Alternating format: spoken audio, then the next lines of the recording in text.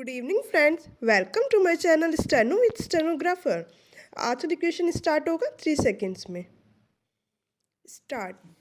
प्रत्येक वर्ष 12 जनवरी को हम लोग राष्ट्रीय और अंतर्राष्ट्रीय युवा दिवस मनाते हैं, लेकिन स्वामी विवेकानंद के व्यक्तित्व और कृतित्व को समर्पित यह दिवस अब कई मायने में अपनी सार्थकता दिन ब दिन खोता जा रहा है। विराम।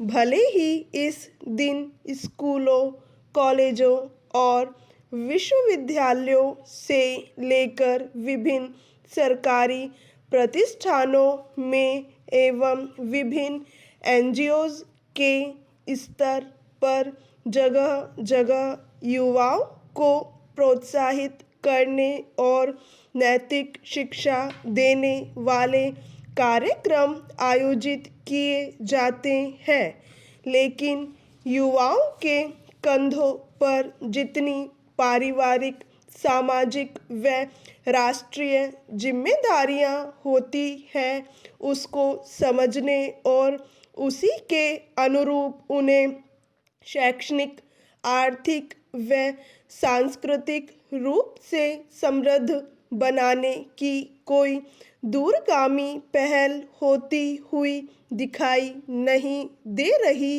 है। विराम। मेरा मतलब चुनिंदा संभ्रांत युवाओं से नहीं, बल्कि भारत माता की कोख में पैदा हुए उन करोड़ों युवाओं से है जिनका जीवन स्तर उठाना बहुत ज़रूरी है, ताकि वो भी कुछ अच्छा सोच समझ सकें और किसी के बहकावे में न आए, जैसा कि गाहे बगाहे होता रहता है। विराम। नेक्स्ट। अमूमन देखा जाता है कि अधिकतर युवा कभी पैसे के अभाव में तकनीकी शिक्षा से वंचित रह जाते हैं, तो कभी आर्थिक दिक्कतों की वजह से उच्च शिक्षा प्राप्त नहीं कर पाते हैं। विराम। युवाओं के लिए व्यवहारिक प्रशिक्षण भी जरूरी है, ताकि वो एक अच्छे नागरिक बन सके। विराम।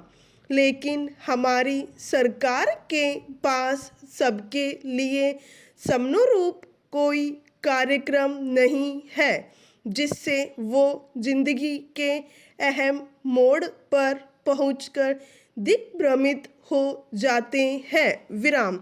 ऐसे ही युवाओं में से कुछ युवक गलत राह भी पकड़ लेते हैं, जिससे कई सामाजिक समस्याएं पैदा होती है। विराम।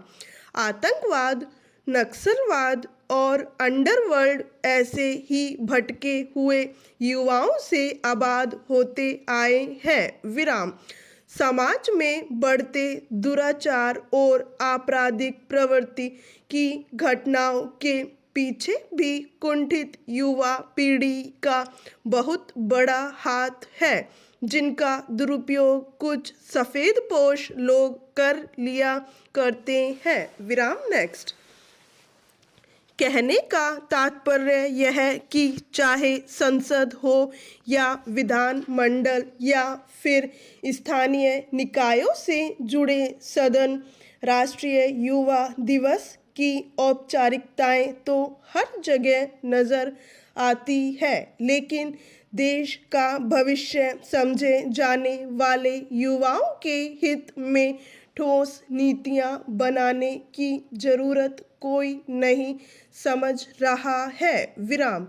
यह कैसी विडंबना है कि जिस देश में सर्वाधिक आबादी युवाओं की हो, वहाँ जब कोई युवा शिक्षा ग्रहण करने या पेशेवर डिग्रियां लेने जाता है, तो वह बेहद महंगी होती है, जिसके लिए ऋण तक लेने पड़ जाते हैं, लेकिन 2-3 साल बाद वही युवा नौकरियां तलाशता है तो वेतनमान बहुत कम होते हैं और स्थायी की जगह अंशकालिक नौकरी ही ज़्यादा मिलती है। विराम।